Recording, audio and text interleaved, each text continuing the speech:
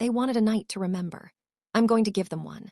My husband David is downstairs right now, practicing his speech about what a wonderful decade it's been. And standing right beside him, helping him with his tie, is my Aunt Pearl, the woman who's been his mistress for 14 months. They think I'm clueless. They think tonight is their victory lap. What they don't know is that I've been planning this party for 6 months longer than they've been planning their affair. In 3 hours, 127 of our closest friends and family will walk through those doors to celebrate my 10th wedding anniversary. And the surprise toast I'm about to give, well, let's just say it comes with a show they'll never forget. Before I continue, dear friend, let me give a quick background and remind you to subscribe to this channel if you like this story. Family isn't just important to me, it's my religion. I'm the keeper of traditions, the one who remembers everyone's allergies, the designated driver at every gathering.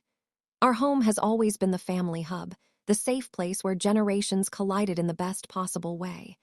And at the center of my family universe were two fixed stars, my husband David and my Aunt Pearl. Pearl wasn't just any aunt. She was my mother's vibrant younger sister, the cosmopolitan whirlwind who blew into our lives smelling of expensive perfume and possibility. When my mother passed away 5 years ago, Pearl stepped into that void with such grace it brought me to my knees. She was my matron of honor, my pregnancy confidant, the first person I called when life got overwhelming. She knew everything about me, my insecurities, my marriage struggles, my deepest fears. The first crack in my perfect family picture frame appeared so subtly I almost missed it. It was last July, during our annual summer barbecue. I was 7 months pregnant with our second child, waddling around with a platter of burgers, my ankles swollen and my back aching. David was supposed to be manning the grill, but I found him and Pearl sitting at the far end of the garden, their heads closed together, speaking in hushed tones. When I approached, they sprang apart like teenagers caught misbehaving.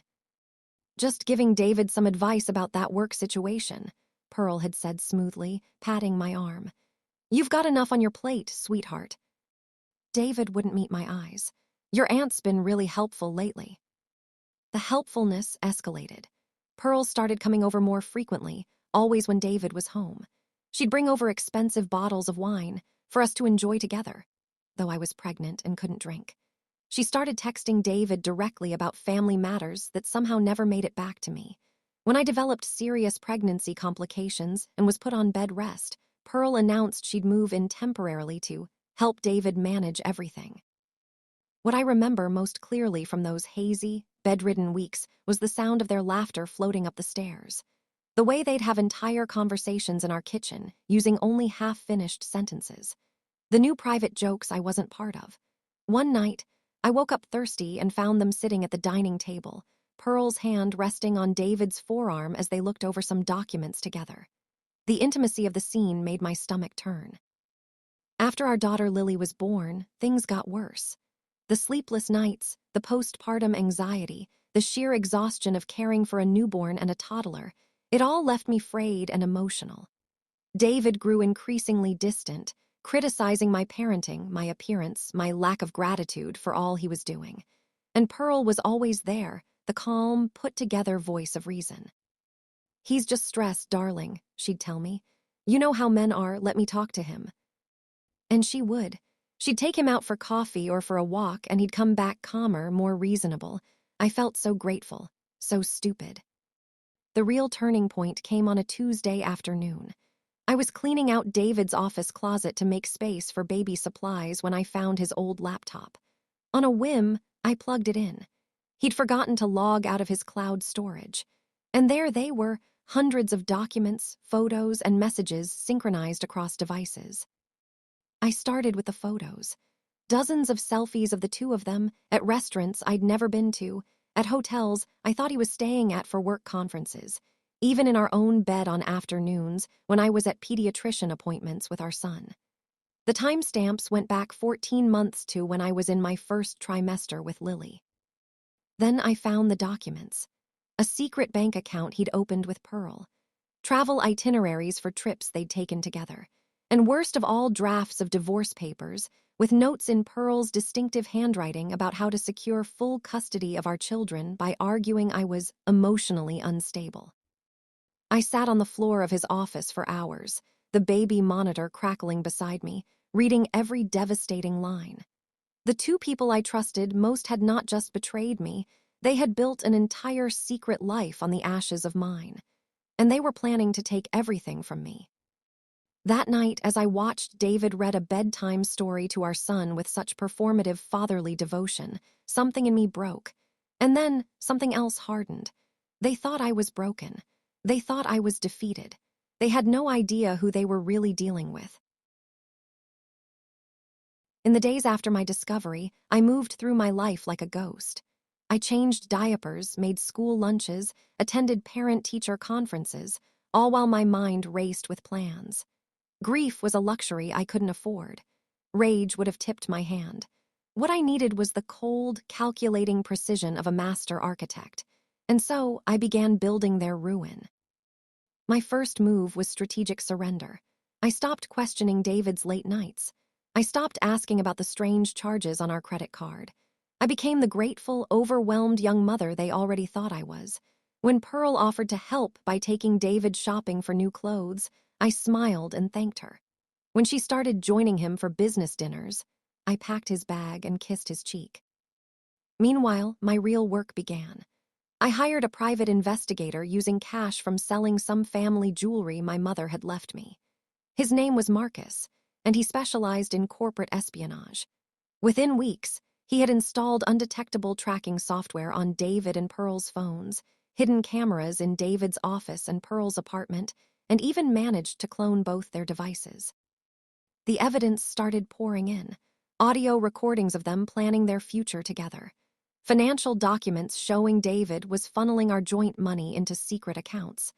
Photos of them house hunting in another state, and most chillingly, recordings of them discussing me. "I don't know how much longer I can pretend to be attracted to her," David said on one recording, his voice thick with disgust. "She's let herself go completely since the baby." "Just be patient, my love," Pearl purred. "Once we have custody settled, you'll never have to touch her again." The cruelty took my breath away, but I stored each recording, each document, each piece of evidence like ammunition. I created a secure digital archive with multiple backups, organized by category: financial crimes, custody conspiracy, adultery evidence, character assassination. As the months passed, I realized they were planning to leave me after our 10th anniversary party. They'd already booked flights to Barbados for the following week. They'd put a deposit on a house in Pearl's name. They were waiting until after the party, the perfect public display of marital bliss, to drop the bomb. So I decided to throw them the anniversary party of their dreams. I became the perfect party planner, consulting Pearl on every detail with wide-eyed admiration. "What do you think of this venue, Aunt Pearl? Should we use the peonies or the roses? Do you think David would prefer filet mignon or salmon?" She ate it up. She thought she was designing her victory celebration. In reality, she was helping me build her own gallows. I invited everyone, both their families, all our mutual friends, David's business partners, Pearl's entire social circle. I spared no expense, because I was spending David's secret money, transferred from accounts he didn't know I knew about.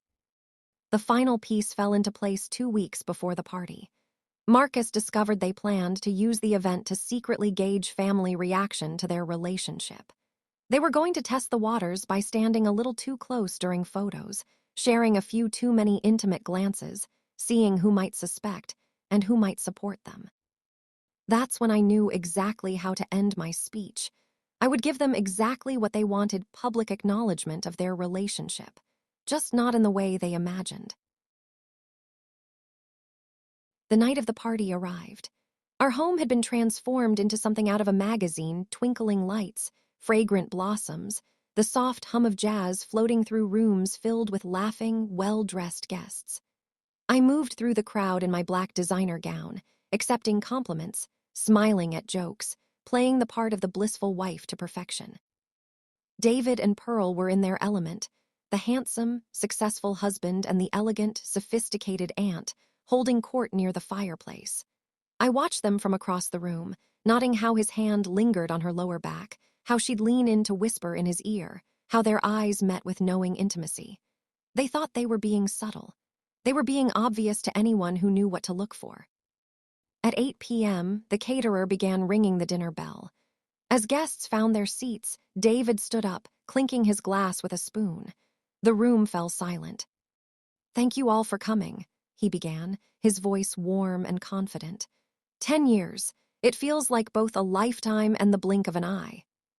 He launched into his prepared speech, full of vague platitudes about journeys and growth, carefully avoiding any specific, meaningful memories from our actual marriage. I watched him, my expression one of rapt attention, while my hand rested on the clicker in my pocket. When he finished to enthusiastic applause, he looked at me expectantly. This was my cue to give my own fluffy, generic toast. Instead, I stood, smoothing my dress, and walked to the front of the room. "Thank you, darling," I said, kissing his cheek. He smelled of Pearl's perfume. I turned to face our guests, my smile never wavering. "David's right 10 years is a significant milestone," I began. "And I wanted to make tonight extra special by sharing some of my favorite memories from our marriage." I clicked the button in my pocket. The large screen behind me lit up with our wedding photo. People smiled. David relaxed. "But first," I continued, "I have to give a special thank you to my Aunt Pearl. She's been incredibly supportive of our marriage lately. In fact, she's been so involved that she's practically been a third partner in this relationship." A ripple of confused laughter went through the crowd. Pearl's smile tightened. "Let me show you what I mean," I said, clicking again. The screen changed to a hotel receipt from the Plaza room service for two, charged to David's secret credit card. The date was our son's birthday. The room went silent. A selfie of David and Pearl in our bed. A screenshot of text messages discussing how to prove I was an unfit mother. Click, financial documents showing the secret accounts. Click, a video of them in David's office, laughing about how clueless I was. With each click, the room grew more still. I could hear gasps, muttered exclamations, the sound of someone choking back tears. David was pale, frozen in his chair. Pearl had her hand over her mouth, her eyes wide with horror. I turned to face them, my voice calm and clear. "You wanted to wait until after this party to tell everyone about your relationship," I said. "You wanted to use our friends and family to test the waters. Well, consider the waters tested." I clicked one final time. The screen split into two documents, the divorce papers I'd filed that morning, giving me full custody and the majority of our assets, and a lawsuit against Pearl for alienation of affection and emotional distress. "The difference between you and me," I said, looking directly at David, "is that you planned a secret affair. I planned a future." I turned back to our guests, many of whom were crying or looking away in shame. "Please," I said, my voice softening, "enjoy the rest of the party. The caterers have been paid, the bar is open. I just couldn't let you all celebrate a lie." I set the clicker on the table, picked up my purse, and walked out of the room. The silence behind me was more powerful than any applause. The next morning, I received the first of many calls, David, begging for forgiveness. Pearl, threatening legal action. Family members offering support. I listened to none of them. I was already packing for the new life I'd built while they were building their fantasy, a life where I was the architect of my own happiness.